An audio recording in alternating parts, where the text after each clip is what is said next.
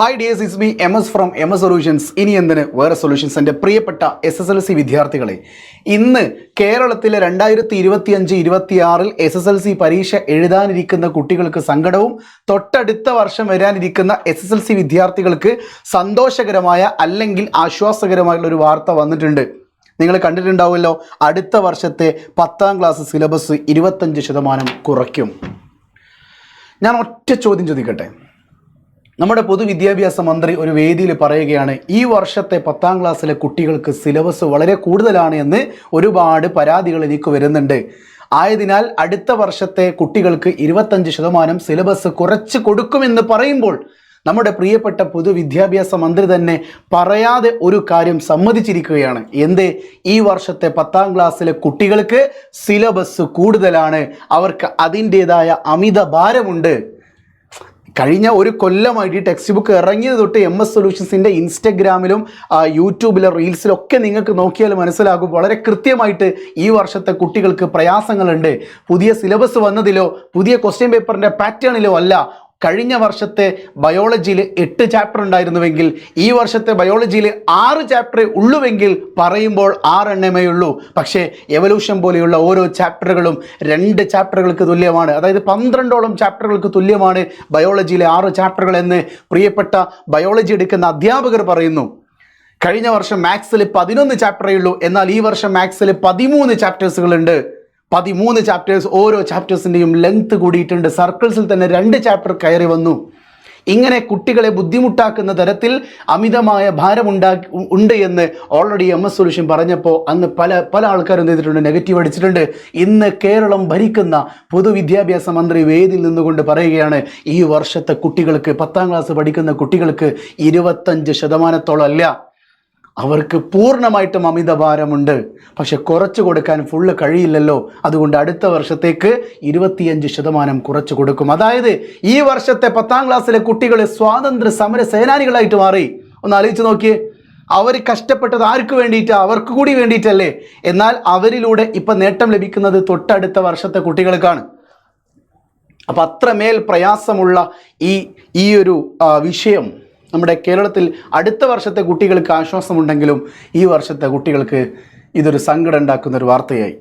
പക്ഷെ ഞാനൊരു കാര്യം പറയട്ടെ, ഇനിയും സമയമില്ലേ? ഇന്ന് ജനുവരി 31, ഫെബ്രുവരി എന്ന് പറയുന്ന മാസത്തിലെ മോഡൽ എക്സാമും കഴിഞ്ഞിട്ട്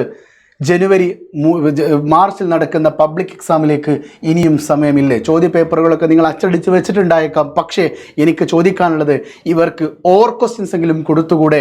അറ്റ്ലീസ്റ്റ് ഇവർക്ക് കൊടുത്തിരിക്കുന്ന ചാപ്റ്ററുകളിൽ നിങ്ങൾ എന്ത് ചെയ്തോളൂ, ക്വസ്റ്റ്യൻസ് ഒക്കെ കൊടുക്കാൻ നിങ്ങൾക്ക് കഴിയില്ലേ? ഇനിയും സമയമുണ്ട് എന്ന് MS പറയുന്നത് കേരളത്തിലെ 10ാം ക്ലാസ് പഠിക്കുന്ന 4.5 ലക്ഷം കുട്ടികളെ പിന്നിൽ വെച്ചുകൊണ്ടാണ്. ഇനിയും സമയമില്ലേ? ഈ വർഷത്തെ കുട്ടികൾക്ക് എന്തെങ്കിലും ഒന്ന് നിങ്ങൾക്ക് കൊടുത്തുകൂടെ? IT പോലെയുള്ള പരീക്ഷ ഞാൻ ഇന്ന് കഴിഞ്ഞ ദിവസം കണ്ടു. 1000-ന് മുകളിൽ കുട്ടികൾ പഠിക്കുന്ന സ്കൂളുകളിൽ ഇപ്പോൾ നൈറ്റ് ക്ലാസ്സാണ്. ഒരു കമ്പ്യൂട്ടറിൻ്റെ മുമ്പിൽ 8-9 ആൾക്കാരൊക്കെ ഇരുന്നിട്ടാണ് എന്ത് ചെയ്യുന്നത്? നൈറ്റ് ക്ലാസ്സിൽ IT ഇരുന്ന് പഠിക്കുന്നത്.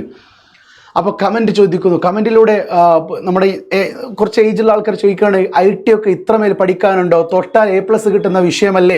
അതിനിടയിൽ ഒരു IT-യുടെ അധ്യാപകൻ കമൻറ്റ് ചെയ്യുകയാണ്, പ്രിയപ്പെട്ട സുഹൃത്തെ, IT പരീക്ഷ കഴിഞ്ഞ വർഷം വരെയുള്ള കുട്ടികൾക്ക് എളുപ്പകരമായിരുന്നു. അവിടെ തൊട്ടാൽ മാർക്ക, മൗസാണെന്നും ഇത് സിസ്റ്റം ആണെന്നും കീബോർഡാണെന്നൊക്കെ മനസ്സിലാക്കുന്ന ഒരു കുട്ടിക്ക് A+ ഷുവർ ആയിരുന്നു. പക്ഷേ ഈ വർഷത്തെ സിലബസ് പ്രകാരം, ഈ വർഷത്തെ പാറ്റേൺ പ്രകാരം കുട്ടികൾക്ക് IT പോലും A+ ലഭിക്കുമെന്നതിൽ ഉറപ്പ് പറയാൻ അധ്യാപകർക്ക് കഴിയാത്ത സമയത്തിലൂടെയാണ് കടന്നുകൊണ്ടിരിക്കുന്നത്.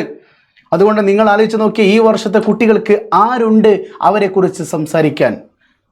വോയിസ് ഓഫ് വോയിസ്ലെസ് എന്ന് പ്രിയപ്പെട്ട കുട്ടികൾ എന്നോട് പറയാറുണ്ട്. ശബ്ദമില്ലാത്ത സ്റ്റുഡൻസിൻ്റെ ശബ്ദമാണ് MS എന്ന് പറയാറുണ്ട്. പക്ഷെ അതിലൊന്നും എനിക്ക് താല്പര്യമില്ല. നിങ്ങൾക്ക് ശബ്ദമില്ലെന്ന് ആര് പറഞ്ഞു? നിങ്ങളെ പെറ്റിയൊരു വയറും പോറ്റിയൊരു വയറും വീട്ടിലുണ്ട്. അവർ സംസാരിക്കട്ടെ, അധ്യാപകരോട് സംസാരിക്കട്ടെ, ജനങ്ങളോട് സംസാരിക്കട്ടെ. KSTA KPSTA സംഘടനകളില്ലേ, അവരൊക്കെ സംസാരിക്കട്ടെ. അധ്യാപകരുടെ വേതനത്തിന് വേണ്ടിയിട്ട് പ്രിയപ്പെട്ട അധ്യാപകർ തൃശ്ശൂരിൽ മത്സരിക്കുമ്പോൾ, തൃശ്ശൂരിൽ അവർ സമരം നടത്തുന്ന സമയത്ത് ആ സമരം നടത്തിയ അധ്യാപകരെ അറസ്റ്റ് ചെയ്തു പോവുകയല്ലാതെ ഒരു മാറ്റവും ഇതുവരെ വന്നിട്ടില്ല. ബജറ്റ് വന്നു, കഴിഞ്ഞ ദിവസം ബജറ്റ് പറഞ്ഞു.